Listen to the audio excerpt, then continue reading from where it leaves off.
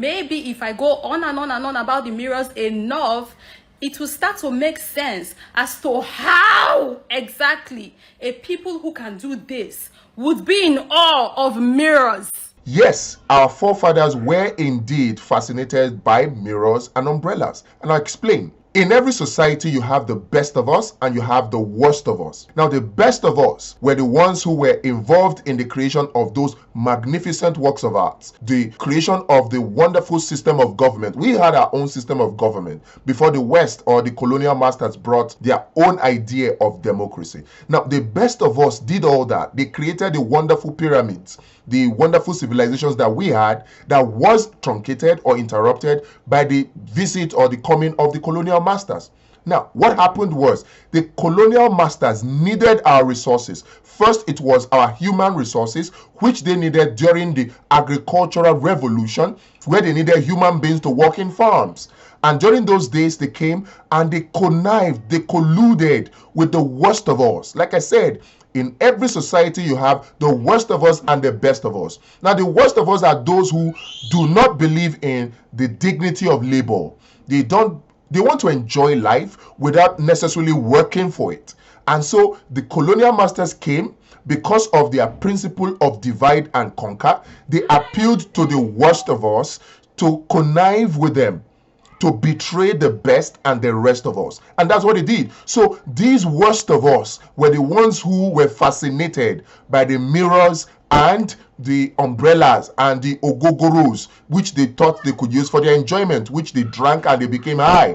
And because they were high, they were willing to sell out their fellow brothers and sisters as slaves to these conniving colonial masters, which was what they did. Now, these divide and rule tactics of the colonial masters, which they used then during the era of the slave trade, which they used then during the era of colonization, they are still using it even right now.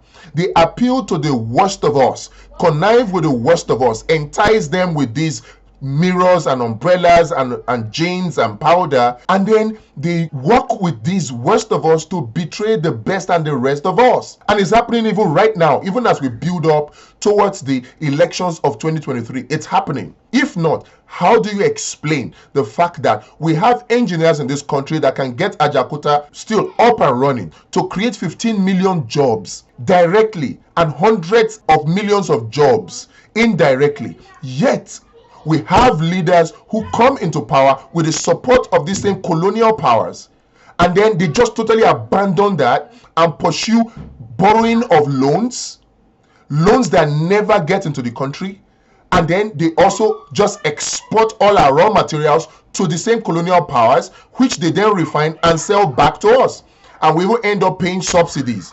So they are still applying these crude divide and rule tactics where they come to us, appeal and entice and induce the worst of us, connive with them to betray the best and the rest of us. It's happening as we build up towards the 2023 elections. Why wouldn't we support somebody with a track record like Peter Obi? But they appeal to the worst of us. See, all those who are campaigning in support of an Atiku or of a Tinubu can be categorized as those who want to enjoy life, but they don't want to work for it. Because if you want a Nigeria that works, you will not want to be bribed. And that is what the Peter Obi stands for. So as we go towards the election of 2023, please, let's be mindful of this fact. Let's not allow the worst of us to connive with the colonial masters to betray the rest and the best of us anymore. We need a Nigeria that works, and that Nigeria depends on working with the best of us. Right now, Peter Obi is our best chance to restoring the glory and the dignity of Nigeria.